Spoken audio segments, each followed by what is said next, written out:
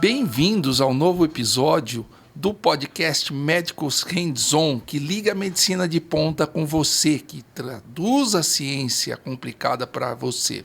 Hoje nós temos um convidado muito especial, Dr. Ricardo Nogueira.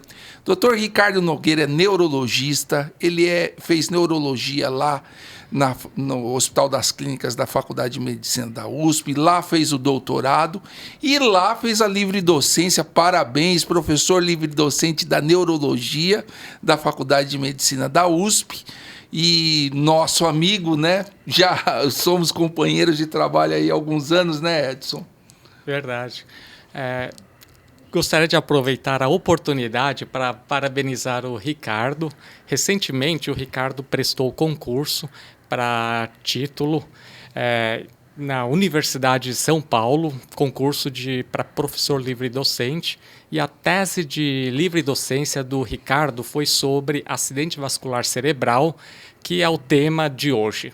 Bom, e para entrevistar o Ricardo, então, sou eu, Marcelo, vocês já me conhecem, sou neurossonologista, formado lá pelo Hospital das Clínicas da Faculdade de Medicina da USP, e o Edson, que é também professor livre-docente lá na neurologia, lá na Faculdade de Medicina da USP. Bem-vindo, Ricardo, bom ter você aqui com a gente. Obrigado pela oportunidade, pelo convite, e eu queria aproveitar também para falar que o fruto de todos esses títulos que eu tive foi realmente o incentivo do Dr. Edson e o Marcelo também, que sempre a gente já convive há muitos anos, né? E eu acho que eu devo muita coisa a eles também, por todos esses títulos. Obrigado, Ricardo. Vamos lá, vamos começar aí nosso assunto. Hoje nós vamos falar de AVC, acidente vascular cerebral. Muitos ouvintes cobrando esse tema. E como o Ricardo é expert no assunto, eu chamei ele aqui para falar sobre acidente vascular cerebral. Ricardo, o que é o AVC? Você pode falar aí para a gente definir? Bem, acho que para a gente entender o que é o AVC, a gente precisa entender que o cérebro é um pouco diferente de grande parte dos órgãos. Ele depende 100% da circulação para manter o seu metabolismo, manter a sua função. Qualquer evento que acontece que vai impedir essa circulação ou esse convívio entre circulação e metabolismo pode ser classificado como um acidente vascular cerebral. Quer dizer, falta fluxo... Ou falta ou pode romper também esse fluxo. Então você pode ter ou uma obstrução da circulação ou você pode ter uma ruptura da circulação com hemorragia. Então o acidente vascular cerebral é todo evento que acontece com dano no parênquima encefálico decorrente de um problema circulatório. Decorrente de um problema circulatório, ou seja... O vaso pode entupir, faltar fluxo, ou o vaso pode romper e ocorrer uma hemorragia. Os dois são classificados como AVC. Isso. O que é? Então vamos partir para essa área aí. O que é a hemorragia, o AVC hemorrágico, e o que é o AVC isquêmico? Bom, a hemorragia, você tem a ruptura do vaso e o sangue ele vai ou para o parênquima ou nas estruturas que estão em voltas do parênquima. E isso pode causar até uma resposta inflamatória adicional ali à resposta mecânica, que é a compressão do sangue no cérebro. Isso é a definição do AVC hemorrágico. Então, o AVC isquêmico, ele é o contrário. Na verdade, o sangue, você tem uma interrupção do fluxo de sangue e em alguma área do cérebro, seja ela pequena ou grande, vai faltar o fluxo.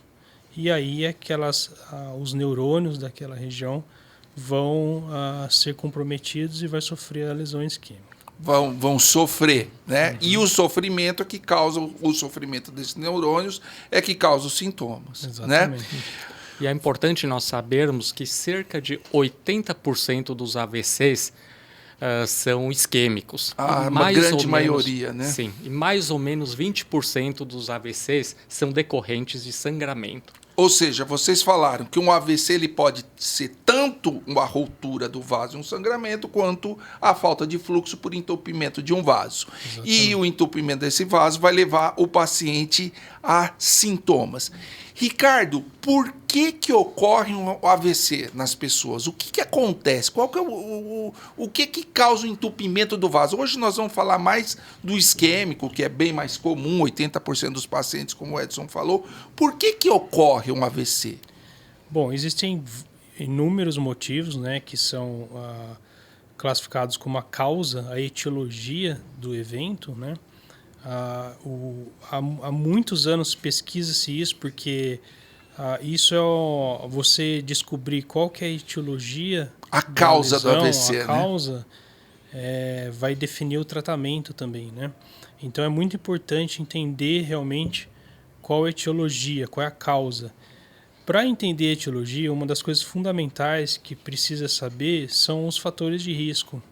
Então, os fatores de risco são doenças ou então algumas condições que levam a pessoa a ter um risco aumentado de ter ou lesão isquêmica ou lesão hemorrágica.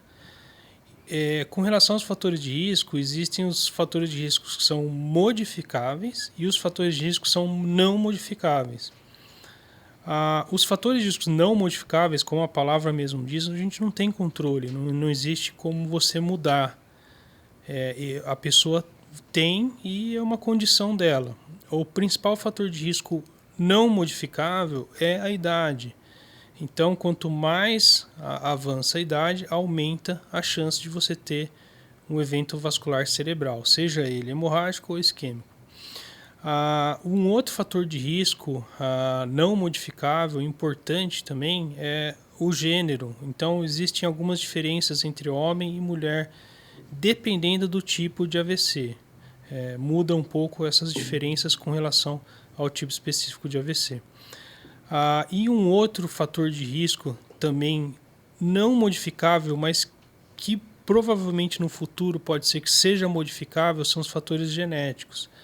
Então, existem algumas condições genéticas, hoje em dia cada vez está se aprendendo mais isso daí, que podem levar ao risco aumentado de ter o evento cerebrovascular. Com relação aos fatores de riscos modificáveis, aí realmente o ambiente onde o médico tem que focar no doente com AVC, e também o próprio paciente, a própria população tem que voltar as atenções para a prevenção primária, ou seja, para você evitar que você tenha um primeiro evento. Então, os fatores de riscos modificáveis, dentre eles, o principal é a hipertensão arterial sistêmica. A pressão alta, né? A pressão alta. Esse é o mais importante, tanto para o hemorrágico quanto para o isquêmico. Existem outros fatores de risco modificáveis. Na população, hoje em dia, fala-se muito com relação aos hábitos alimentares. Então, o tipo de dieta que o paciente tem pode ter uma grande influência em você ter ou não o AVC. Você pode falar um pouquinho que tipo de dieta favorece mais o AVC e que tipo de dieta protege mais? Qualquer dieta que pode influenciar na pressão arterial, glicemia e colesterol vai ter influência também nas doenças cerebrovasculares.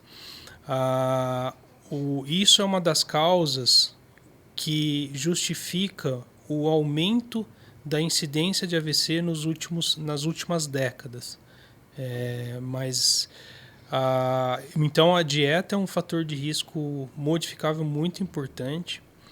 E existem os outros importantes também, que têm uma influência um pouquinho menor, mas não tem uma importância muito grande, que são o diabetes, alterações da glicemia, né, o açúcar no sangue, o colesterol, o hábito de fumar, né? O tabagismo. Tabagismo, tá? e alguns outros menores, consumo de bebida alcoólica, por exemplo. Isso são todos os fatores que podem aumentar o risco de você ter um evento cerebrovascular, seja ele isquêmico ou hemorrágico. Tá. Agora, assim, essas doenças vão proporcionar algumas alterações nas artérias. Você pode explicar mais ou menos o que acontece, qual é os mecanismos de AVC, né? Então, o indivíduo é diabético, ele é hipertenso, ele tem uma alimentação ruim, obesidade também deve ser um dos fatores de risco, né, para a ocorrência de AVC. O que acontece? Como é que é isso? Vamos falar do isquêmico hoje. Tá. Com relação ao isquêmico, quando a gente pensa em mecanismo, né, em etiologia ou a causa, a gente tem que pensar que o sangue, para chegar no cérebro, ele sai do coração, ele passa por vários vasos que se ramificam e vão chegar nos vasos que estão dentro do cérebro, né, o que a gente chama de circulação intracraniana. Em algum momento de todo esse trajeto pode acontecer alguma coisa, algum evento que pode levar à formação de um coágulo e isso levar a entupimento do vaso. Do trajeto do coração até o cérebro. Até o cérebro. Então, isso fica fácil então pensar que o coágulo pode ser formado tanto no coração, quanto nos grandes vasos que estão na caixa torácica, que é a aorta, quanto as suas ramificações. Então, basicamente, com relação à etiologia, a gente pode dividir ele em cardioembólico, ou seja, o êmbolo sai do coração e vai para o cérebro. Hoje em dia, a classificação correta é embolia cardioaórtica, que pode ser tanto do coração quanto da aorta. Daquele vaso que fica perto do coração. É o vaso grande, que é o que o sangue sai diretamente do coração para ele. Você pode ter o mecanismo aterotrombótico, né, onde você vai ter uma lesão de um vaso, por exemplo, a placa de colesterol, né, que geralmente os pacientes hipertensos, diabéticos e lipidêmicos têm. Essa placa, ela pode inflamar e ela pode romper dentro do vaso e isso causar uma resposta de coagulação e formar um trombo ali. E esse trombo pode desprender e ir para o cérebro. E para o cérebro, né? A própria corrente sanguínea leva, né? Isso, esse seria o mecanismo aterotrombótico. E existe também, quando o sangue chega no cérebro, existe uma ramificação, parece uma árvore mesmo, né? De ramos, assim. Tanto é que chama árvore circulatória.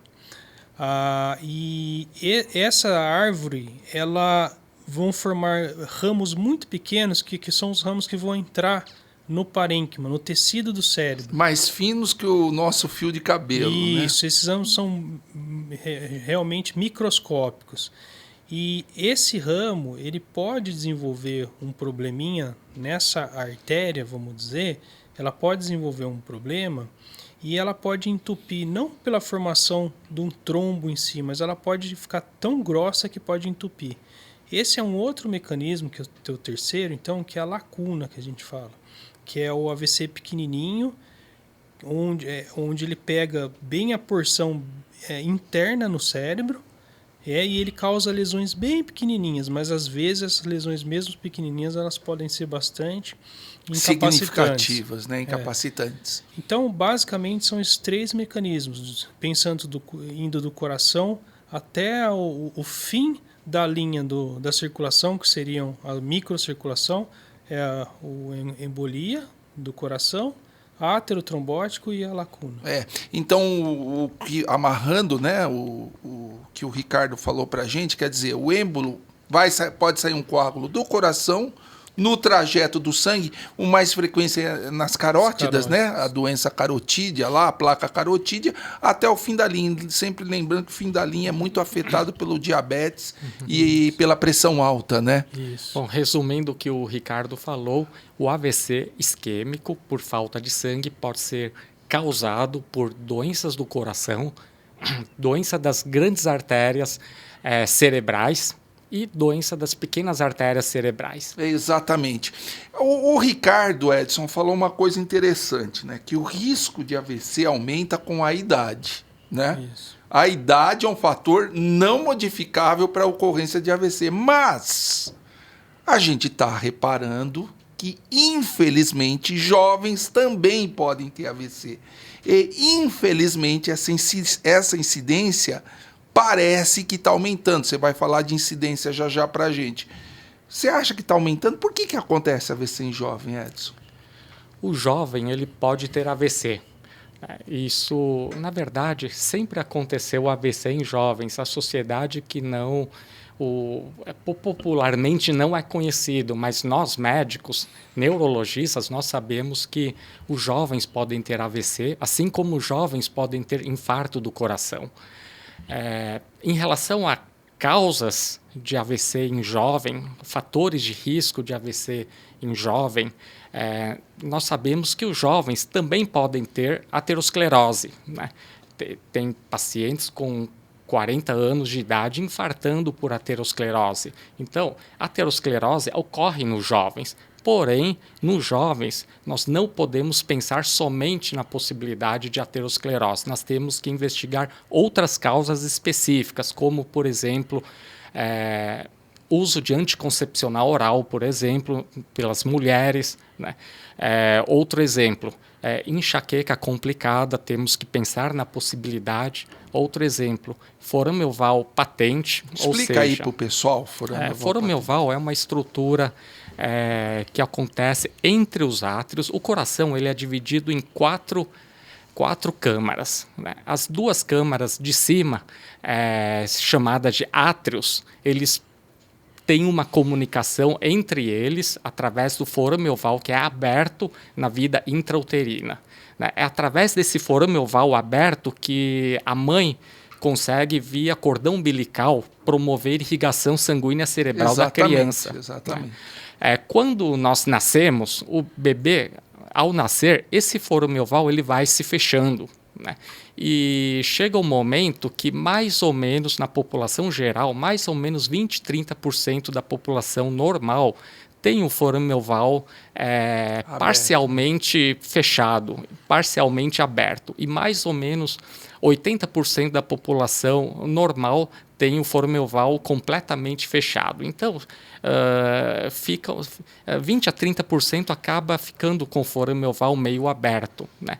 Em algumas pessoas, em casos selecionados, o forame oval pode ser um fator de risco para o AVC. Então, em jovem, quando um jovem tem AVC, nós investigamos possibilidade de forame oval aberto, né?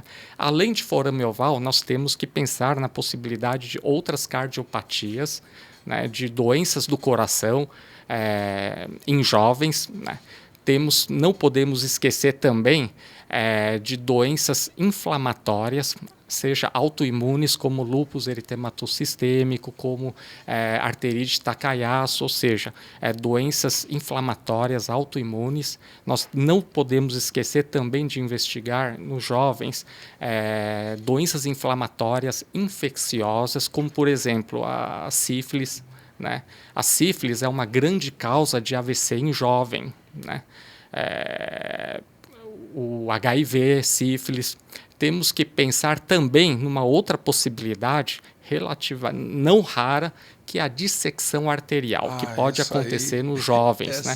Dissecção arterial é uma condição em que a artéria da pessoa, a artéria cerebral da pessoa, geralmente extracraniana, ela pode sofrer um sangramento na sua parede, na parede da artéria. Esse sangramento na parede da artéria, ela leva ao espessamento da parede e, portanto, pode levar a estreitamento da luz ou até entupimento dessa artéria, né? Que já é uma causa de AVC, por mecanismo hemodinâmico por oclusão. E, além disso, o hematoma dentro da parede, ele modifica a fisiologia do endotélio, que são as células que forram a luz do vaso. A modificação da fisiologia do endotélio pode levar a desbalanço na produção de substâncias que coagulam o sangue em relação às substâncias que impedem a coagulação do sangue dentro do sangue. E esse desbalanço leva à hipercoagulabilidade do sangue, leva à formação de coágulos e embolização de coágulos para o cérebro. Então, a dissecção arterial ela pode provocar AVC por mecanismo hemodinâmico, por entupimento do vaso, oclusão do vaso, assim como pode levar ao AVC por causa de embolia artério-arterial. Você quer fazer algum comentário sobre dissecção, Ricardo? A dissecção ela é uma causa que ela se tornou mais conhecida nas últimas décadas. Né? Eu vejo, às vezes a gente vê paciente do Einstein 20 anos atrás, Isso. porque a maioria dor era torcicolo, né? Você tava com o torcicolo e, quer dizer, não tinha protocolo para diagnóstico, não. Né? Como os exames evoluíram, os pacientes com alguns sintomas, acabaram descobrindo que eram dissecção mesmo, esses sintomas, mesmo quando não tinham AVC. Então, ela é uma causa que nos últimos 10, 15 anos aumentou bastante realmente o diagnóstico. Mas não que aumentou a incidência, provavelmente já existia dissecção antigamente, mas não se fazia diagnóstico, porque a maioria não tem AVC, né? A maioria tem só dor, né? Ela é uma importantíssima causa realmente de AVC no jovem, né? E ela pode dividir múltiplos fatores. Pode ser trauma, pode ser uma inflamação, pode causar. A própria átero, às vezes, ela pode causar dissecção também.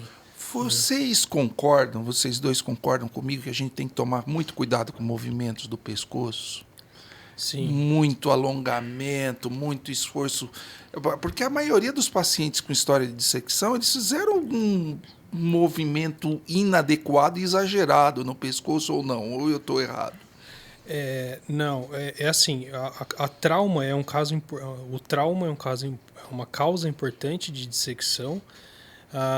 Geralmente são os traumas com mais alto impacto que podem causar. Existe realmente casos onde a dissecção é causada por uma torção um pouco mais robusta do pescoço, mas aí, nesse caso, você tem que pensar que o doente pode ter alguma predisposição.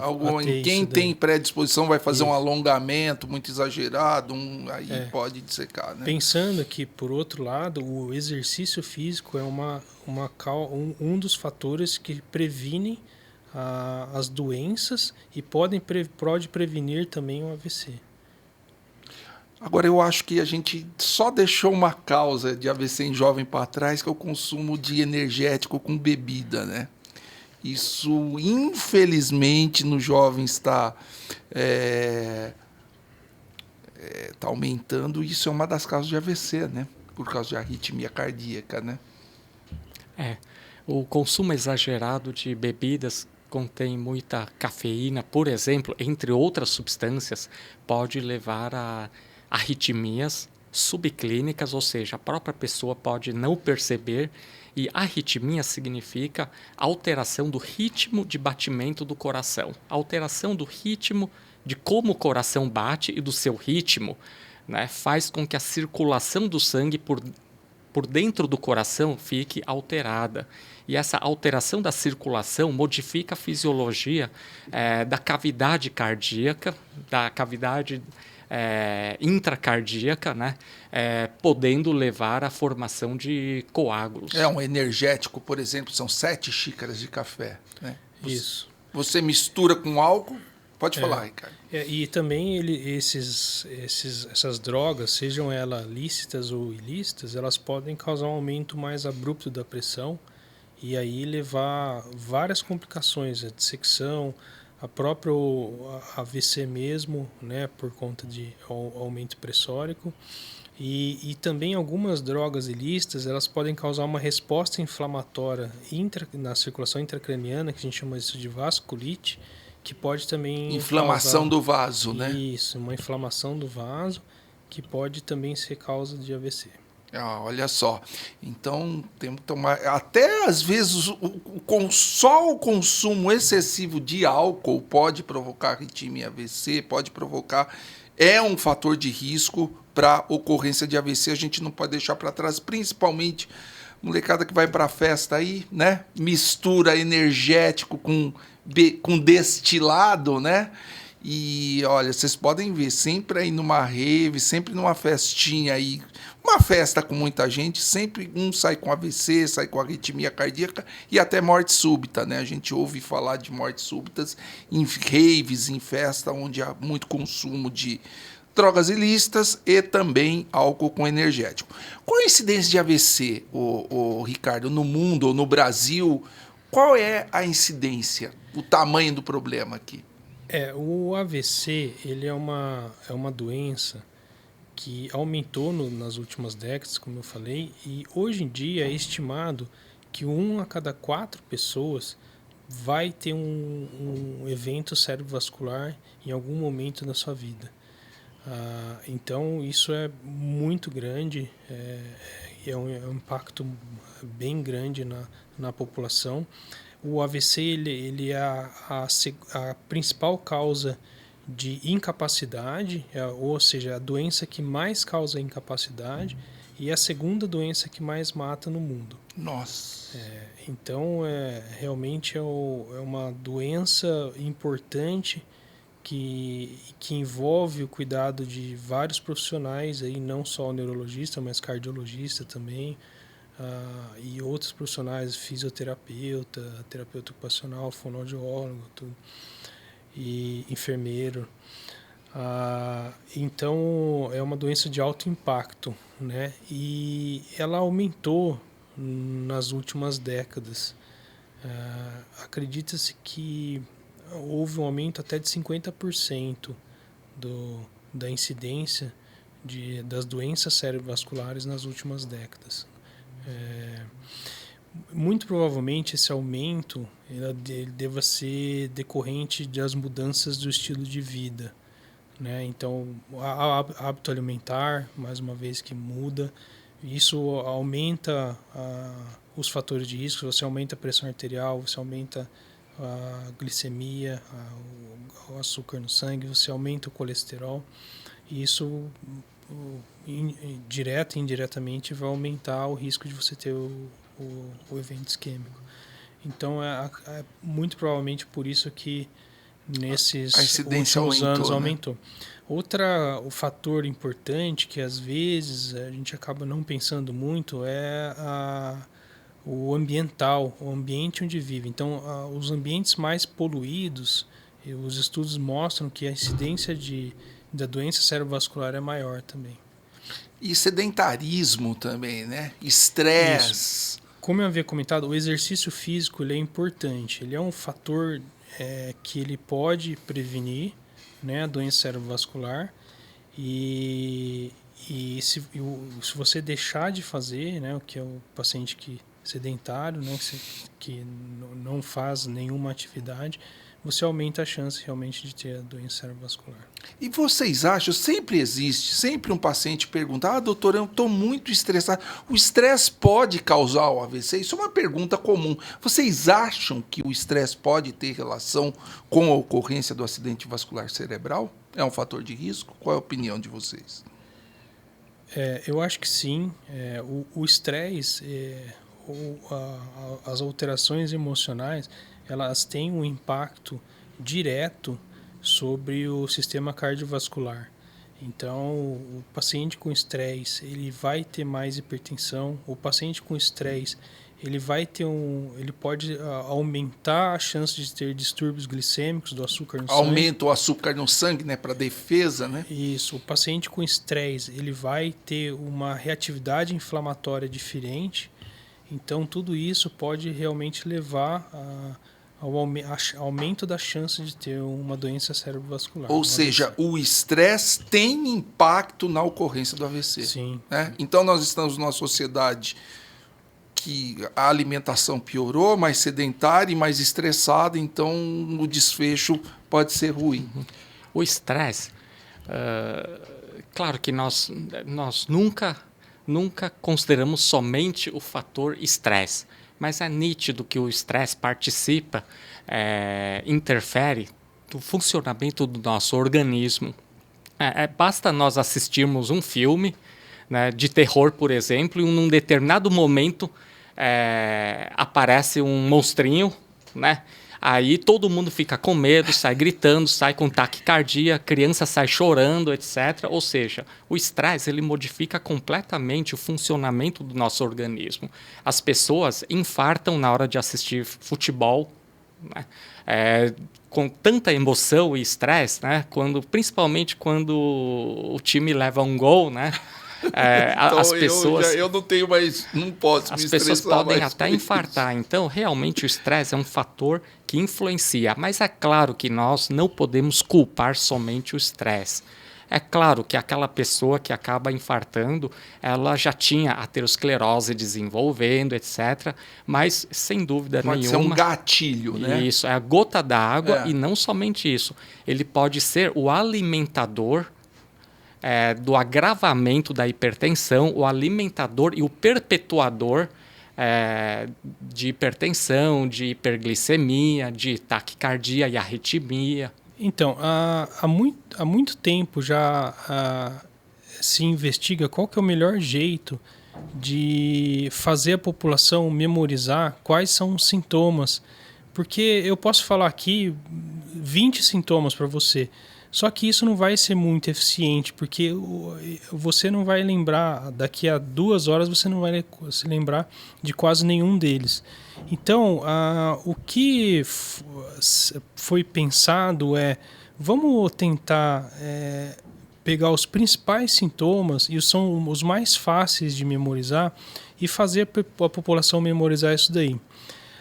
Em 98, o pessoal na Inglaterra, 98 foi uma época que tinha acabado de começar o primeiro remédio para tratar o AVC. O primeiro que foi desenvolvido para dissolver o coágulo da artéria que estava entupida. E então começou a pensar nessa época que as pessoas precisam diagnosticar mais rápido agora o AVC para elas serem tratadas. Então começou a desenvolver uma série de questionários, uma série de propostas para fazer a população memorizar mais rápido. Um dos que realmente foi bastante aceito pela população foi um questionário que chama FAST, em inglês, que em inglês é F de facial, o A é de arm, de braço, o S é de speech, da fala, e o T é o time, que tem que ser, se você identificou esses sintomas, você tem que ir rápido para o hospital. E isso realmente pegou bastante na comunidade inteira, e porque a população memorizou bem e teve uma boa aceitabilidade desse tipo de intervenção. E isso disseminou por todo o mundo essa ideia, né, de fazer a população memorizar pequenas palavras. E no Brasil, não diferente, foi criado também um mnemônico para você memorizar mais rápido. Aqui no Brasil, esse mnemônico ele tem relação com um serviço de emergência que é muito importante no Brasil, que é o SAMU. Então foi criado a sigla SAMU. O que é o SAMU? Né? Fala aí pra gente. Então, o SAMU como o FAST era facial, o SAMU é o sorriso. Então você pede para o paciente dar um sorriso, tá? O A no FAST era arm. No SAMU é o abraço. Então, se o paciente consegue levantar os braços para dar um abraço, ele não vai ter um problema. Se ele não conseguir levantar um lado do corpo, para dar um abraço, é um sinal de alerta. O M é mensagem. Então, você pede para o paciente falar alguma coisa, transmitir uma mensagem. E se ele tem uma dificuldade para falar, ou seja, corresponderia ao S do speech, da língua, né, da linguagem. Se o paciente tem dificuldade para falar, isso é um sinal de alerta também. Então, se ele tenta falar e as palavras não saem, ou elas saem entrecortadas, ou saem sem sentido, é um sinal de alerta também. E o U é urgente. Então, ou seja, se você identificou um desses 3 sinais, né, você tem que rapidamente levar esse paciente a um centro de referência para ser examinado por um médico, ou então chamar o serviço de emergência, que é o SAMU. Então vamos amarrar. É o sorriso, é o abraço, é a mensagem, é a urgência, certo? Isso. Em outras palavras, explicando melhor para a população, se o rosto está contraindo adequadamente ao sorrir, né, ou mostrar os dentes, ou sorrir, a pessoa entorta a boca, porque não consegue contrair os dois lados de maneira igual. Né? O abraço no sentido de levanta os braços, né? Me abraça. Né? Se não conseguir levantar os braços, está com paralisia ou diminuição de força em um dos lados do corpo. Né? Mensagem seria se o paciente consegue compreender a nossa mensagem. Por exemplo, nós podemos falar e a pessoa não conseguir, não entender nada. Se não entender o que nós estamos falando, também é sinal de AVC. Assim como a própria pessoa não conseguir dar uma mensagem, ou seja, a pessoa não consegue falar. Sim. Também é outro sinal de AVC. M, né? De mensagem. Isso. E urgência, né? Eu vou, antes de a gente seguir, o Renato Aragão, ele teve uma suspeita, aliás, ele teve um ataque isquêmico transitório e o sintoma foi tontura. Quando que eu tenho que desconfiar de uma tontura? Sempre, na verdade. Sempre, né? Porque, na verdade, a tontura, ela pode realmente ser um AVC e ela pode ser um AVC de uma região que é muito importante no cérebro, que a gente chama de tronco encefálico, que é a região onde passa toda a informação para o cérebro e vai toda a informação para a medula. Então, é uma região muito importante. E a tontura, ele é um sintoma que ele é muito vago, porque ele tem muitos diagnósticos diferenciais. Como ele é muito vago, com amplos diagnósticos diferenciais, e sempre qualquer tipo de tontura pode realmente ser uma doença cerebrovascular, eu acho que sempre tem que pensar e o paciente sempre tem que ficar alerta quando ele tem um quadro agudo. Principalmente aqueles pacientes, aquelas pessoas que nunca tiveram tontura e pela primeira vez estão tendo tontura. Temos que ficar com o pé atrás em relação ao AVC. Ou aquelas pessoas que sempre tiveram tontura, mas agora fala para nós médicos ou fala para os familiares que agora o padrão da tontura está diferente, mudou o padrão da tontura. A tontura que a pessoa sempre teve está diferente, mudaram as características da tontura. Também temos que ficar de olho no AVC. Ou aquela tontura associada a outros sinais clínicos. Por exemplo, tontura associada a formigamento de um dos lados do rosto ou do corpo, tontura associada acompanhado de fraqueza de algum lado do corpo, não consegue segurar direito o copo, por exemplo, tontura associada a dificuldade de marcha, de andar, de caminhar, tontura associada a desequilíbrio. Né? E é muito importante também, eu acho, a tontura, porque às vezes o paciente ele desconfia, vai no médico, o médico não. Se tiver um neurologista ou acesso a um exame neurológico minucioso, é importante pedir essa avaliação. Né? Isso. Porque normalmente esses pacientes. Eu já vi alguns casos, o paciente identificar ir para o hospital e a avaliação ser incompleta, foi uma tontura e na realidade foi dispensado e é um AVC que sai passeando por aí com tontura. Né? É importantíssimo o que o Dr. Edson falou, que a tontura aguda, né? Aquele episódio novo, agudo. Nunca teve, né? Nunca teve, ou com mudança das características. Aquele paciente com tontura há anos, ou que já tem há 4, 5 meses, que sempre esteve estável, esse doente não precisa se preocupar. E uma coisa simples que dá para a população fazer, o doente com tontura, aplique o SAMU. Né? Que, como o Dr. Edson falou, não é incomum, quando é um AVC, além da tontura, ter outros sinais e sintomas do AVC. Pode ter a paralisia do braço, paralisia do rosto, alteração na fala, pode ter tudo, a fala pode ficar mais embolada, né? Então, aplicar o SAMU no doente que tem tontura também. Importante. Bom, eu queria agora o Ricardo falou em urgência. É o último, é a última letra do mnemônico, né, do SAMU. Urgência. Por que urgência? Bom, desde que descobriu o primeiro tratamento para AVC, que era um remédio que você dá para dissolver o coágulo, observou-se que quanto mais tempo que você demora para dar o remédio, pior é o efeito do remédio. Ou seja, ele pode até dissolver o coágulo, mas ele não melhora tanto porque alguns neurônios já morreram com algumas horas de isquemia.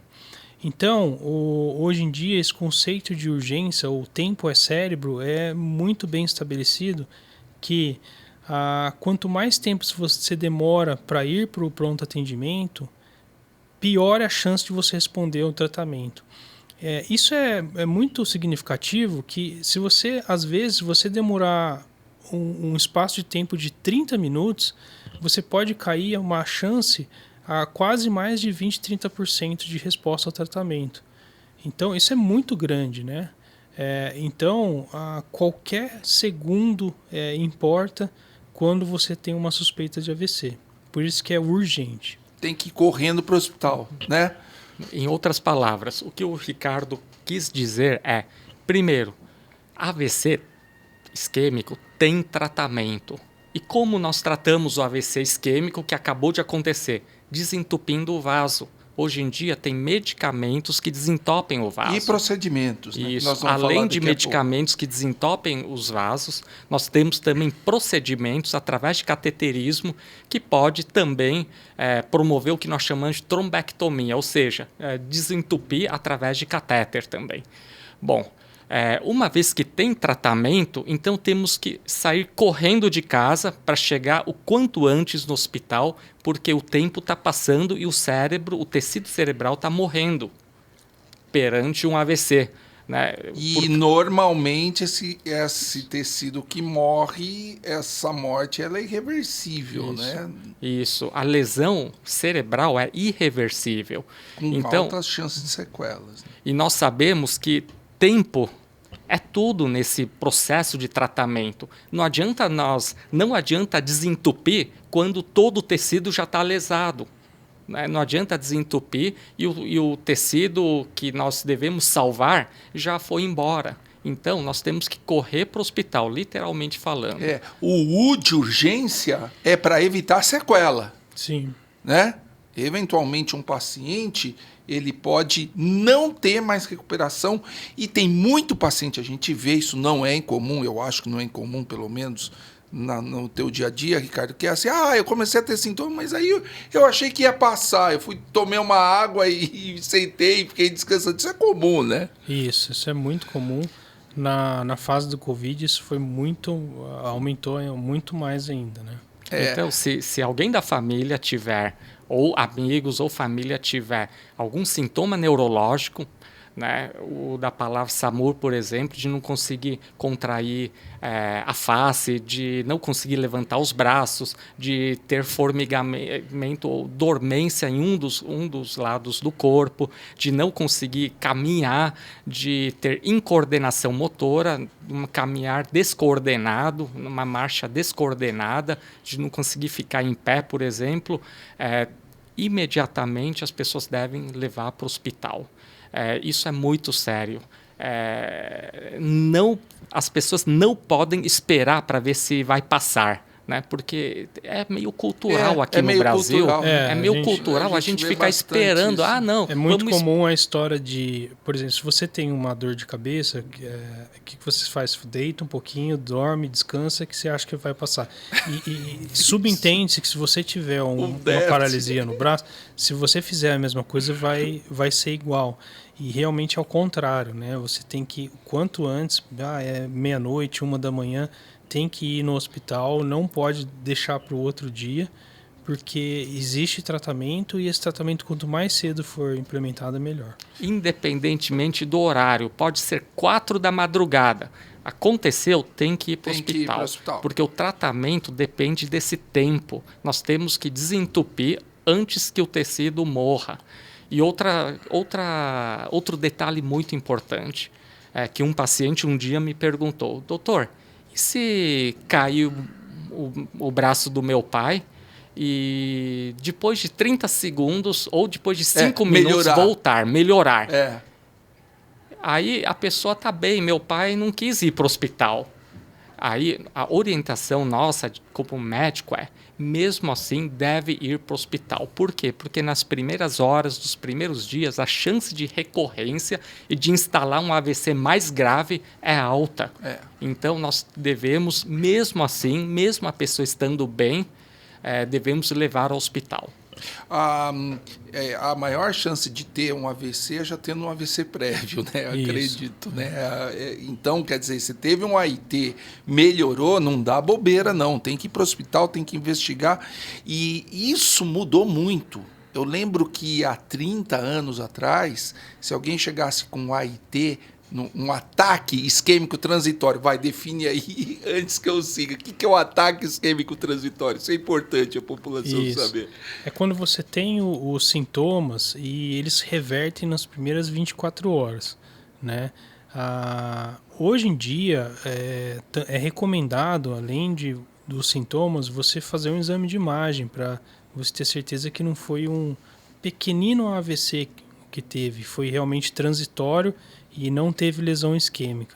Mas se você reverter os sintomas em 24 horas, já é considerado um ataque isquêmico transitório. E eu lembro que eu acho que o Ricardo não pegou essa fase, mas eu acho que nós já pegamos. Quando um paciente chegava com história de ataque isquêmico transitório no pronto-socorro, toma isso aqui e vai procurar um neurologista. Eu vi muito isso.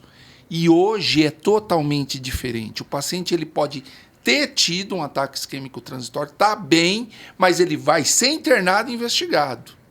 Mas doutor, eu estou bem. Não interessa. Eu acho que tem que investigar.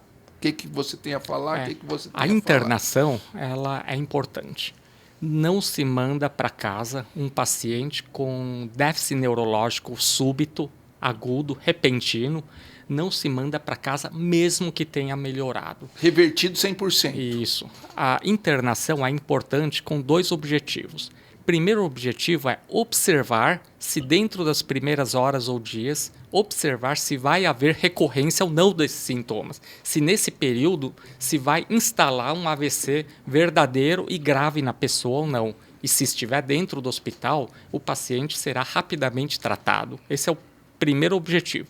E o segundo objetivo seria de investigar, enquanto nós observamos o paciente, se vai ter novos sintomas ou não. Enquanto isso, nós investigamos as causas, né? E nós corrigimos eventuais alterações do organismo da pessoa, como, por exemplo, desidratação, como, por exemplo, anemia, etc. Ricardo, aqui em São Paulo, os serviços, antes de a gente chegar no hospital, você acha que o SAMU, né, que é o serviço de atendimento de urgências aqui de São Paulo, você chamando o SAMU com uma suspeita de AVC, você acha que eles já estão preparados para levar o paciente para um hospital adequado, para um tratamento adequado? Como é que está isso aqui? Então, o SAMU é uma instituição, uma equipe muito bem treinada, e que eles têm um treinamento muito padronizado, e isso eu acho que foi bem incorporado nessa instituição, os sintomas do AVC. No Hospital das Clínicas a gente vê com muita frequência os pacientes sendo trazidos da redondeza ali com um sintoma compatível mesmo. Às vezes não é compatível, mas realmente era para ser encaminhado. Então, a minha impressão é que a equipe é bem treinada. Eu não sei como que funciona na periferia, ou em outras cidades, mas na cidade de São Paulo está bem estruturado.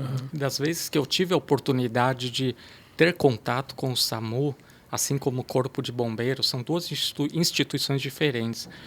Eu fiquei muito feliz e orgulhoso de ver o nosso nosso SAMU, né, de eles encaminharem os casos de modo correto, identificar de modo correto a questão do AVC e encaminhar rapidamente para centros de excelência em AVC.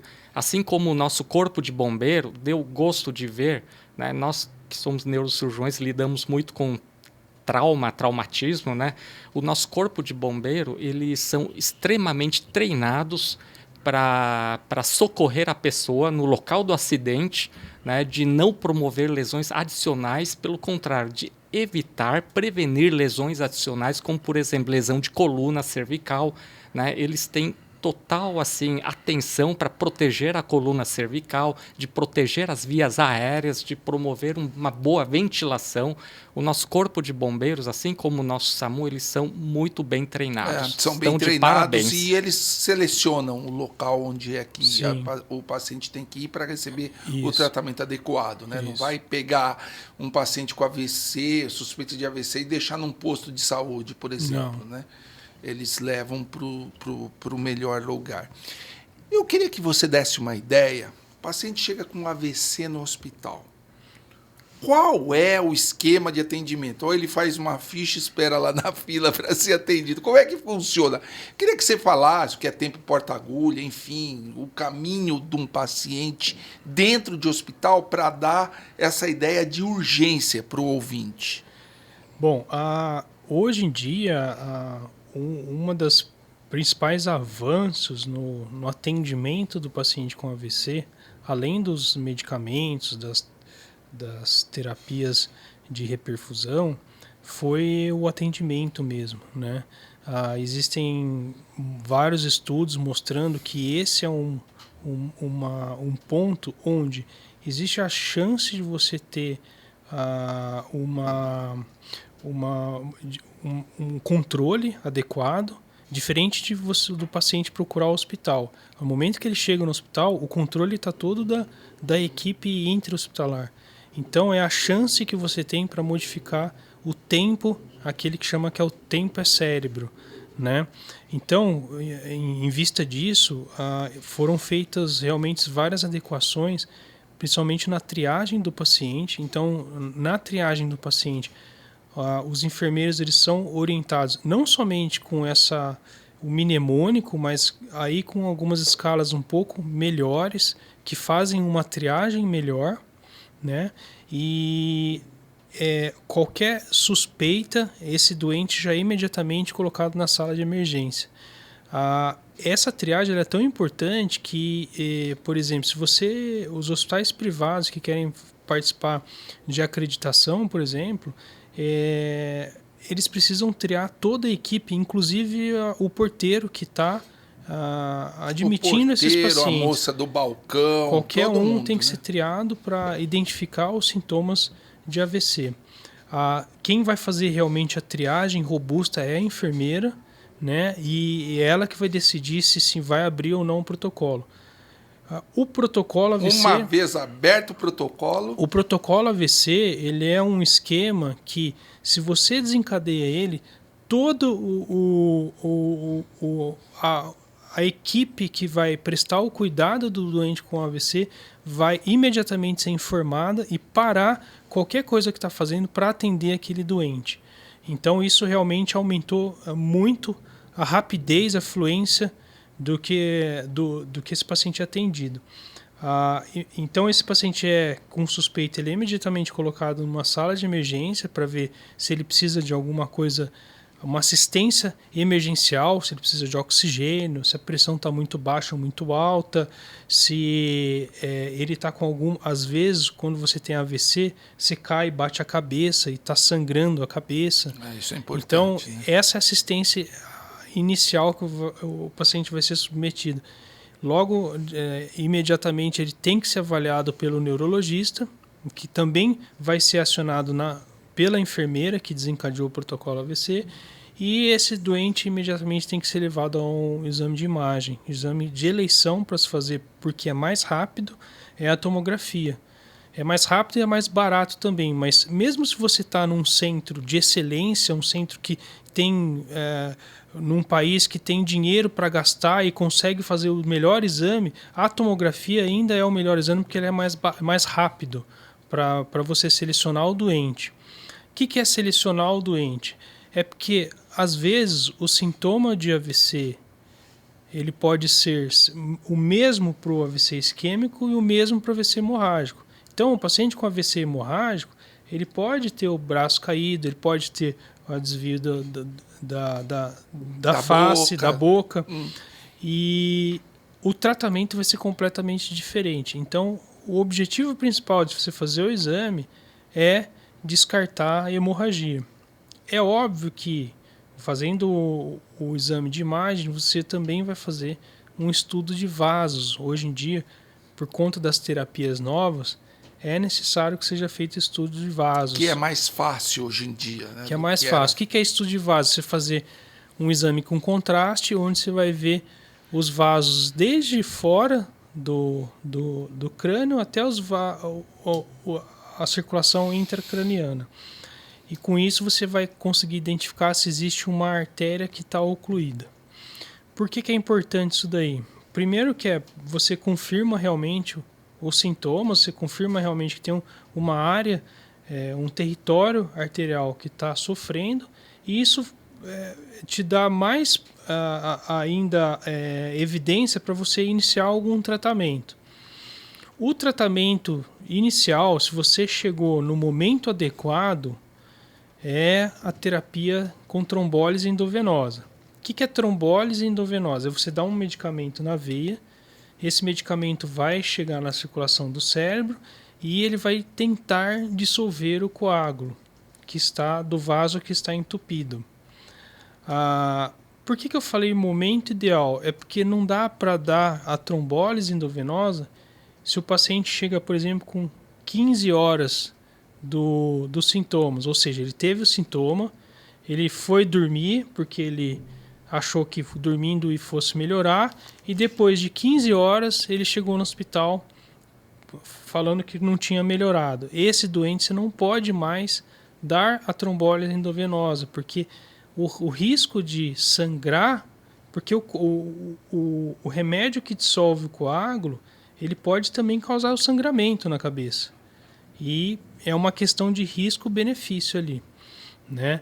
O risco de sangrar quando você passa de um determinado tempo, ele é maior do que o benefício. Olha só. E o que é o determinado tempo? Hoje em dia são 4 horas e meia ainda, tá? Então, se o doente chegou com até 4 horas e meia, olha como o tempo é curto. Do começo, né? Ou seja, ele começou a sentir o braço fraco. Até 4 horas e meia, ele tem a possibilidade de receber esse remédio na veia. Passou desse tempo, é discutível se vale a pena ou não ele receber esse medicamento. É provável que essa janela mude futuramente, no futuro próximo, mas ainda a janela de 4 horas e meia é a janela mais adequada. E se você fez a tomografia, você fez o exame de imagem, você viu a oclusão do vaso, né, a oclusão da veia, da artéria que está no cérebro, existe uma outra modalidade de terapia para você tentar reperfundir esse vaso, que chama as terapias endovasculares de reperfusão, que é você fazer um cateterismo, você vai com um fiozinho lá, esse fiozinho ele tem uma molinha que vai pescar esse trombo. Ele vai tirar o trombo e trazer para fora do cérebro, né? É como se fosse uma pescaria mesmo. Essa modalidade ela é principalmente quando você tem um grande vaso do cérebro que está fechado, que está ocluído, e ela permite você fazer isso num tempo maior. Hoje em dia, dependendo do paciente, consegue-se fazer a trombectomia com até 24 horas do evento. Não é por isso mas que eu vou demorar exatamente, mas não é por isso, né? Que se você cair o braço e falar, eu vou tomar um café primeiro, depois eu vou... Não, porque assim, se você, mesmo você fazendo nas 24 horas, se você fizer o quanto antes que você fizer o procedimento, ele vai ser muito melhor. Ele vai ser muito mais benéfico para o paciente. Melhores, né? Então, com menos chance de complicação. Com menos chance de complicação, porque mesmo você pescando o coágulo, existe a chance de você ter hemorragia na região, a hora que o sangue volta a circular. Ele pode sair da artéria, né? Ele pode ir para o parênquima, ter hemorragia, complicação hemorrágica. Então é importantíssimo, mesmo que na situação da trombectomia, né, que se fala, você chegar o quanto antes no hospital. Quanto mais tempo se demora para se conseguir reperfundir o cérebro, de aplicar a medicação ou de fazer o cateterismo cerebral para abrir o vaso, quanto mais tempo se demora, ao reperfundir, o sangue encontrará um tecido já morto, um tecido necrosado. E tecido necrosado significa vaso sanguíneo necrosado, parede do vaso lesado, ou seja, parede do vaso com necroses e buracos. Aí sangra mais. E interessante você falar de tempo, que hoje a maioria dos hospitais, o tomógrafo é no pronto-socorro, né? Isso. Ou seja, você não tem demora. E tem países que se faz a tomografia já dando ambulância, né? Exatamente. E tem países que, se brincar, além da tomografia dentro, eu acho que Israel é assim, né? Você faz a tomografia, se não tiver sangramento, você começa o tratamento trombolítico lá dentro da ambulância. Isso. No caminho do hospital. De ter a Então, quer dizer, e essa noção de tempo, eu acho que o Ricardo, ele devia... Eu não sei se você ainda era estudante de medicina ou estava fazendo clínica médica, nós pegamos essa transição. Eu lembro do Dr. Ayrton Massaro implantando os programas de AVC agudo lá no Einstein, lá no Sírio, treinando as pessoas. Olha, o caminho do paciente. O paciente tinha um caminho dentro do hospital, não podia perder tempo. Então, olha, tem tanto tempo para fazer a tomografia, treinando a equipe, treinando a equipe multidisciplinar, determinando os caminhos do paciente para o quê? Para ganhar tempo, né? Eu não sei se você se lembra disso. Lembro. O Dr. Ayrton Roberto Massaro. Eu acho que ele foi o pioneiro, né? Ele foi um dos pioneiros aqui no Brasil, aí, né? Para implantar serviços de neurologia para terapia trombolítica. Concomitantemente, o Dr. Eli Faria Evaristo, na tese de doutorado dele, ele estruturou todo o programa de terapia trombolítica para AVC no Hospital das Clínicas. Isso. Quando eu entrei na residência, o Dr. Eli já tinha estruturado, mas ainda estava começando, né? Foi uma mudança foi uma mudança assim repentina que beneficiou muitos pacientes, né? Agora, tratei o paciente, critério, desentupiu ou não o vaso, né? O paciente chegou a tempo, desentupiu. Uma vez internado, é a grande questão do paciente, né? Doutor, eu já estou bem, eu quero ir embora, etc. Mas ele acaba, ou mesmo o paciente com ataque isquêmico transitório, ele acaba ficando ali no hospital, ele tem que ficar. Quais são os exames básicos ou as condutas básicas para investigação dos mecanismos de AVC? Primeiro, por que é importante saber o mecanismo de AVC e como você investiga? Começa com o Ricardo, segue com o Edson aqui. O mecanismo, a investigação do mecanismo, ela, de maneira simplificada, ela tem que levar em consideração aquilo que eu falei no começo, que você tem que seguir todo o percurso do sangue, então desde o coração até o fim na microcirculação, e investigar todos os locais para ver se existe algum local que possa ter sido a origem desse coágulo. Então você começa primeiro vendo o coração, um raio-x simples de tórax, você consegue ver o tamanho do coração, você consegue ver se existem algumas alterações que surgiram, alguma normalidade, aumento do átrio, por exemplo, né?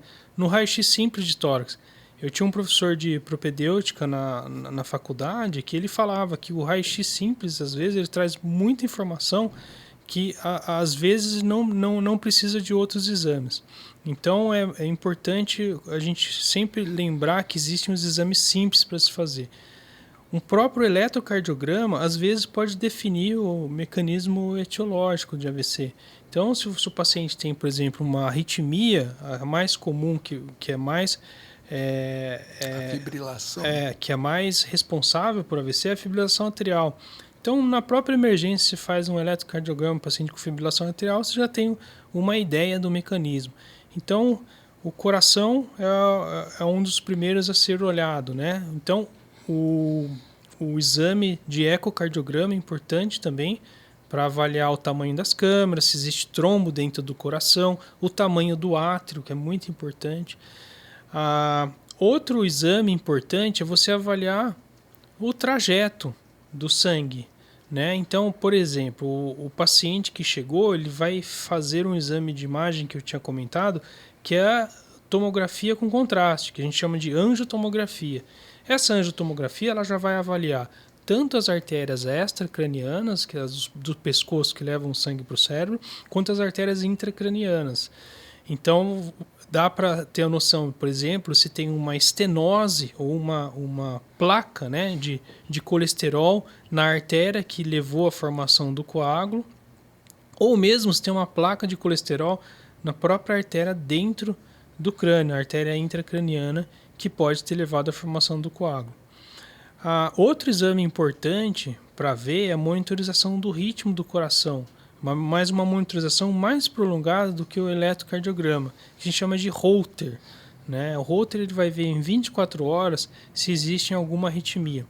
Não é incomum, existem vários estudos mostrando isso, de que o paciente ele pode entrar e sair na fibrilação atrial. E o Holter vai conseguir detectar isso daí. Existem exames mais específicos. Obviamente, os exames de sangue são importantes. Por quê? Porque eles vão conseguir identificar, por exemplo, se o paciente tem um diabetes, se ele tem um colesterol alterado, se ele tem alguma repercussão de hipertensão arterial, por exemplo, a alteração da função renal. Então, os exames laboratoriais básicos também são fundamentais, né? E existem alguns exames mais específicos daí. No entanto, se você fizer uma avaliação geral e bem simples, já é de bom tamanho para o doente que tem AVC. Quer dizer, dá para fazer uma avaliação em qualquer canto do Brasil, né? Dá para fazer a avaliação. Você pode, não necessariamente você precisa ter uma angiotomografia para avaliar a circulação. Você pode fazer o ultrassom de carótidas, por exemplo. Você pode fazer o Doppler transcraniano, que você vai ter uma avaliação da circulação intracraniana. E com exames mais simples você consegue fazer uma avaliação boa e que vai ser benéfica para o paciente e vai conseguir direcionar você para o melhor tratamento. Existem os exames mais específicos, aí a ressonância é um exame que ajuda, porque muitas vezes, como eu tinha comentado antes, o AVC ele é muito pequenininho, ele não consegue aparecer na tomografia, ele só vai aparecer na ressonância. Principalmente os AVCs lacunares, as lacunas, né? Então, a ressonância é um bom exame para ver isso daí. E existem outros exames, como a angiografia, em casos mais selecionados para investigação. O Ricardo tem razão de tudo o que falou e realmente o mais importante, quando uma pessoa tem sintoma neurológico súbito e quando se diagnostica o AVC, é importante nós investigarmos os mecanismos do AVC. Nós sabemos que é multifatorial, nós sabemos que são várias as causas, vários os mecanismos e, portanto, é importante investigar os mecanismos para que o tratamento de prevenção de novos episódios seja adequado. Tá? Eu concordo que no nosso Brasil do SUS, né, a maioria dos exames que o SUS oferece já é suficiente para uma boa investigação. Os exames que o SUS oferece já é suficiente para fazer uma avaliação muito boa dos principais mecanismos de AVC. Né? Por exemplo, vou dar um exemplo. Uma das causas importantes de AVC no nosso meio é AVC por cardiopatia devido à doença de Chagas, por exemplo. Né? Um raio-x de tórax já pode mostrar o coração maior, um eletrocardiograma já pode mostrar alguma arritmia e assim por diante. Ou seja, exames simples no contexto de saúde pública já pode resolver a maioria dos problemas. E levar o controle dessas doenças para evitar novos episódios. Não é porque você tem uma doença no coração que acabou, né? Quer dizer, você vai, identifica, trata e reduz muito a possibilidade de um novo episódio e melhora a qualidade de vida do paciente. O importante é que a população fique com a ideia de que, primeiro, o AVC precisa ser rapidamente reconhecida, independentemente do horário, pode ser 4 da madrugada, né? Precisa ir ao médico. 4 da madrugada precisa ir para o hospital. Não é para esperar até 6 da manhã para sair de casa. Porque até 6 da manhã já perdemos 2 horas de possibilidade de tratamento. Segunda coisa, o AVC tem como diagnosticar. Terceira coisa, o AVC tem como tratar. Né? E quarta coisa, o AVC tem como prevenir. Sim. E, portanto, acho que o mais importante desse podcast é levar essa informação para o público. Como você trata um AVC, Ricardo? Você pode falar de uma maneira geral, os mais comuns, e você pode falar de doenças mais específicas. Mas, no geral, uma vez que eu descubra o mecanismo, eu vou tratar. Como é que é tratado um AVC? Bom, acho que... Já passou a fase aguda, sim, né? Sim.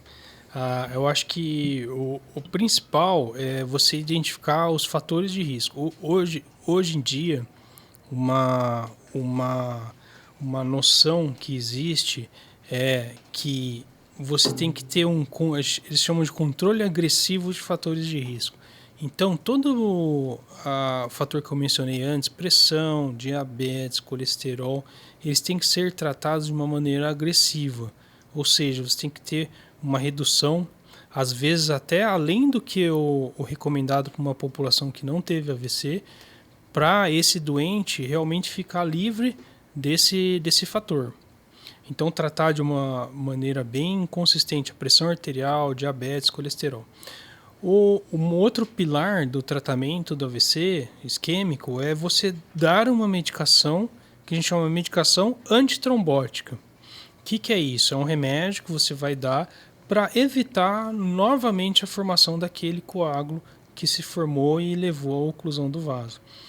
A medicação antitrombótica, aí sim ela vai depender do mecanismo de AVC. Geralmente, de uma maneira simples, os AVCs que são cardioembólicos, você trata com anticoagulante, que é um remédio que ele afina o sangue, e os outros AVCs, principalmente o áterotrombótico, você trata com um medicamento, o antiplaquetário ou antiagregante, que é um medicamento que você vai evitar a agregação plaquetária das plaquetas, né?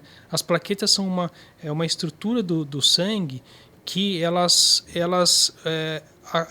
protegem a região que teve do vaso que teve uma fissura para ela não romper. Então, como que ela faz essa proteção?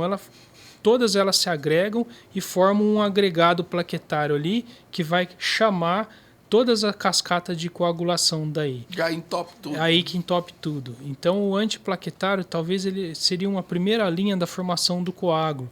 Então, a agregação de plaquetas seria a primeira linha da formação de coágulo. Por isso que você dá o antiplaquetário, para evitar essa agregação.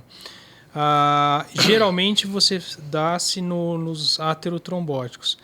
Os AVCs lacunares, nós damos os antiplaquetários, mas o mais importante é o controle de fator de risco daí, porque é a microcirculação, que ela sofre mais influência de pressão arterial, diabetes, etc. Ou seja, você tem que controlar rigorosamente essas doenças, né? Sim. Através de medicação, através de atividade física, né? Isso. Etc. Em outras palavras, fazendo parte do tratamento, nós temos a atividade física, que é tudo para a saúde do metabolismo da pessoa e para a saúde da questão de aterosclerose, né? O exercício físico, ele deve ser, por isso o papel importante dos educadores físicos, dos fisioterapeutas, dos terapeutas ocupacionais, né? Papel importante dos fonoaudiólogos no tratamento do AVC, né? Dependendo do paciente, o papel importante dos psicólogos, né? Ou seja, a abordagem do AVC, ele não está restrita unicamente no médico. É uma equipe multidisciplinar, onde temos, claro, o médico e temos todos os outros profissionais da saúde. Nós vamos abordar mais duas questões. A gente está indo aí já para a parte final do nosso podcast. Bom, primeiro remédio, você falou antiagregante plaquetário, o velho bom AS ainda. Isso, aspirina. Continua a aspirina do século passado, acho que como droga única foi uma das drogas que mais salvou pessoas, né? E vai continuar salvando, continuamos usando muito AS, né? E uma coisa importante que você falou do exercício físico são as autoridades, não é para menos você ver parque abrindo aqui, parque abrindo ali, ciclovia, etc., para botar as pessoas da cidade, fazer as pessoas ficarem menos sedentárias a fim da prevenção do AVC.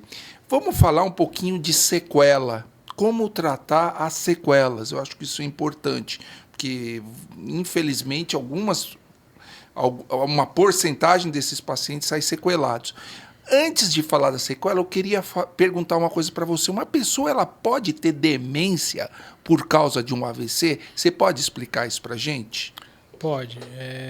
Essa demência ela pode originar tanto de uma lesão única, né? Então, um evento que aconteceu, um evento vascular que pegou uma região que é uma região que tem envolvimento em toda a circuitaria da memória ou qualquer outra função cognitiva, mas geralmente ela envolve várias lesões que vão se acumulando com o tempo, que a gente chama isso de microangiopatia.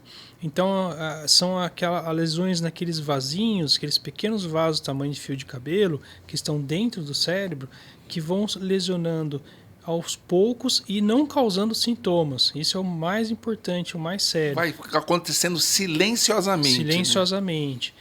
E aí, quando eles acumulam-se com o tempo, eles podem gerar uma disfunção na cognição. Então, no processamento do raciocínio, do pensamento, da linguagem e todas as outras funções cognitivas. Então, sim, o AVC pode causar demência. Se não me engano, salvo engano, é a segunda maior causa de demência, né? A primeira é o Alzheimer, segunda demência vascular por causa de AVCs, é isso? E uma coisa interessante que a população deve saber. Por que nós insistimos tanto no exercício físico e no controle de fatores de risco e na alimentação? Por que nós insistimos tanto para a população parar de fumar, por exemplo, que são os fatores de risco de AVC? Porque uma boa porcentagem dos AVC são subclínicos. Silenciosos. Uma boa porcentagem dos pacientes são silenciosos ou até assintomáticos. É só vocês pensarem que o neurocirurgião, com frequência, opera um paciente, tira pedaços do cérebro e a pessoa sai andando e falando. Normal, né? Normal. Ou seja, basta o AVC ocorrer em áreas subclínicas, em áreas com pouca repercussão em relação a sintomas. Né? E fora que os sintomas eles podem ser inespecíficos e a própria pessoa não perceber. Ou seja, por isso que é importante continuar tratando, continuar sempre controlando os fatores de risco para prevenção de AVC. Prevenção é tudo quando se fala de AVC.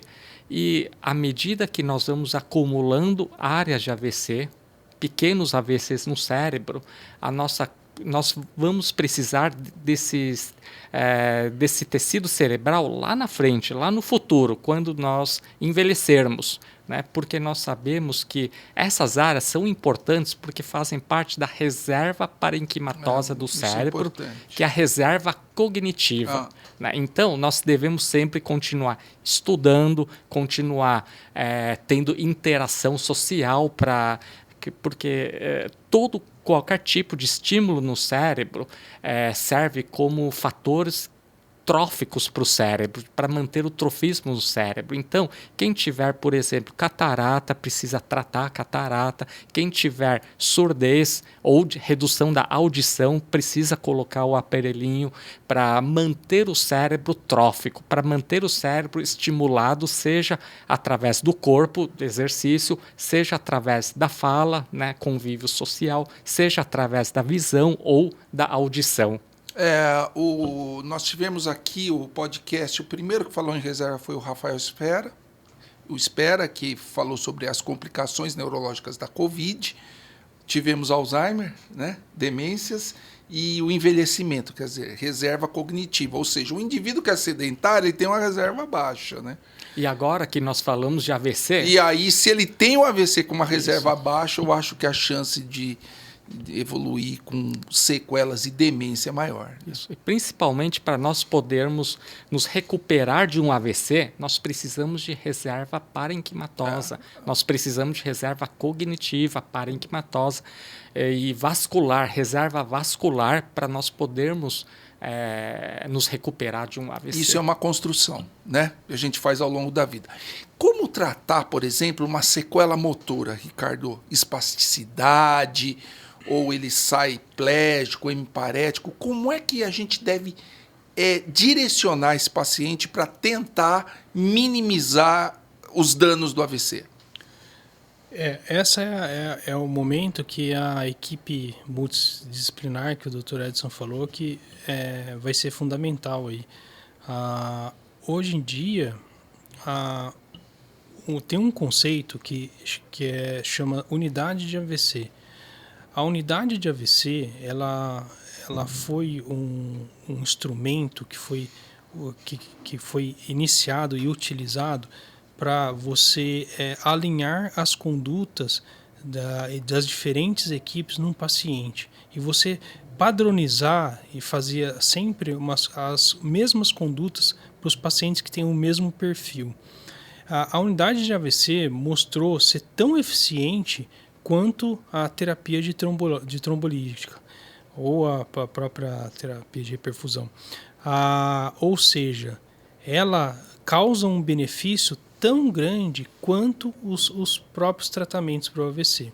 Então, isso mostra como a equipe multidisciplinar é importante nessa fase que a gente chama de fase de reabilitação, que é a fase onde o paciente já tem uma noção do déficit que ele tem e ele vai começar a trabalhar para recuperar esse déficit. Essa fase, dependendo do paciente, ela aconselha-se que comece essa reabilitação o mais precoce possível. Existem lugares que já começam nas primeiras 24 horas do paciente, né? Então, dependendo do perfil do doente, quanto mais cedo ele começar a reabilitação, melhor ele vai adquirir um desfecho bom, né? Existem várias pessoas envolvidas nessa equipe, né? A enfermagem, no próprio alinhamento dos medicamentos que o paciente tem que tomar, os horários corretos que ele tem que tomar, farmacêutico para orientar as interações medicamentosas. Por exemplo, existem remédios que a gente dá por estômago que eles acabam anulando os antiplaquetários. Então, se você não tiver uma pessoa que esteja olhando isso, além do médico, você pode, às vezes, incorrer em alguns erros. O fisioterapeuta que vai cuidar da parte motora, né? Parte motora, parte de equilíbrio também.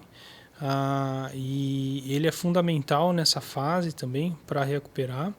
O fonoaudiólogo que vai cuidar da parte da fala, da deglutição Então, ele vai trabalhar com o paciente, não somente o paciente que está com dificuldade para se expressar, que a gente fala afasia, mas principalmente naquele doente que tem dificuldade para deglutir. Isso é frequente, né? É muito frequente e é uma das principais causas de complicação secundária na fase subaguda. Então, na primeira semana pós-AVC, a principal causa de complicação secundária é pneumonia por aspiração. Então, o fonoaudiólogo... ele não engole direito, né? Isso. O fonoaudiólogo ele é tão importante que os protocolos assistenciais das instituições que são certificadas em AVC, eles exigem que exista uma avaliação fonoaudióloga nas primeiras 24 horas do doente que entrou no hospital. Ou seja, o doente chegou, ele já precisa ser avaliado com relação à deglutição, de tão importante que isso é. Existe um profissional que muitos especialistas não conhecem, os neurologistas às vezes também não conhecem, que é o terapeuta ocupacional. O terapeuta ocupacional ele vai inserir o doente em todo o seu ambiente de volta, porque quando você tem uma alteração motora, uma alteração sensitiva, uma alteração de equilíbrio ou uma alteração das funções cognitivas, você perde um pouquinho a interação com o meio, você perde um pouquinho a interação que você tem com o ambiente. E o fonoaudiólogo, o terapeuta ocupacional, ele vai exatamente fazer essa função de inserção. Então, ele vai trabalhar algumas atividades corriqueiras do paciente, ele vai ensinar o paciente a lidar com a sua disfunção, com o seu déficit motor, ou seja, outro tipo de déficit. Então, ele é muito importante também nessa etapa de reabilitação. Existem vários outros profissionais envolvidos. Existe o psicólogo, que é uma pessoa que é extremamente importante, não só para o paciente, mas principalmente para o familiar. Existem vários estudos mostrando que muitas vezes o maior impacto do AVC não é no paciente, mas no familiar. O familiar começa a desenvolver doença, começa a ficar hipertenso, diabético, dislipidêmico, e às vezes a gente esquece que existe o cuidador, o familiar, e a gente acaba voltando a atenção somente no paciente. Quer dizer, os cuidadores têm que ter terapia. Sim. Também. E várias outras pessoas envolvidas. Assistente social é muito importante na fase intra e extra-hospitalar, porque vai ajudar o paciente a conseguir alguns suplementos que ele precisa para sua residência, vai ajudar a locomoção para o local de reabilitação. Então, é fundamental também. Essa equipe ela vai ser responsável na interação ainda no ambiente intra-hospitalar, né, que a gente chama de fase subaguda. São os primeiros dias, a primeira semana do pós-AVC. Só que, idealmente, essa equipe deveria acompanhar o doente na fase extra-hospitalar também. Domiciliar. Isso é um problema que, infelizmente, ainda no serviço público não existe uma solução. A reabilitação extra-hospitalar ela não é tão eficaz como a reabilitação intra-hospitalar. Isso eu digo nos grandes centros.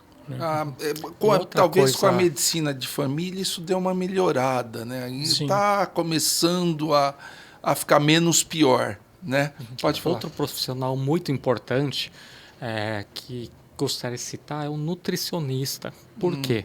Porque o nutricionista muitos dos pacientes que sofrem AVC ou têm diabetes, ou têm obesidade, ou têm hipertensão, ou seja, fatores de risco, que o nutricionista pode ajudar o paciente a controlar esses fatores de risco, né? E, por exemplo, na questão da reabilitação, o papel do nutricionista também é importante para ajudar o paciente a emagrecer.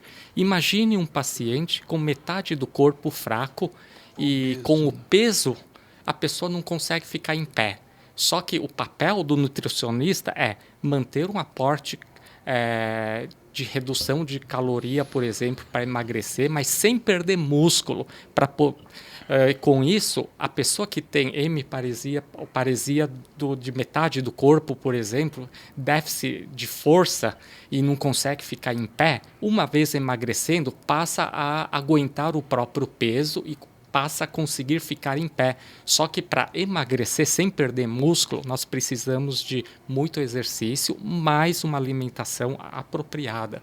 Por isso que o papel da terapia multidisciplinar é muito importante. É muito importante. E na minha opinião, a unidade de AVC ela faz a diferença no paciente, não porque tem um monitor monitorizando o paciente, tem um médico que está passando todo dia, mas é porque existe interação entre todos esses profissionais diariamente. Não é que o físio vai lá, faz a sua terapia e vai ver outro doente. Não, ele faz a terapia e depois existe a reunião entre todos os profissionais discutindo qual que foi a evolução daquele doente, o que ele precisa a mais, qual que seria a meta dele para daqui a uma semana, daqui a um mês ou daqui a um ano. Personalização do tratamento. Isso, né? E existe um alinhamento entre todos, a equipe. Eu acho que esse é o grande diferencial da unidade AVC.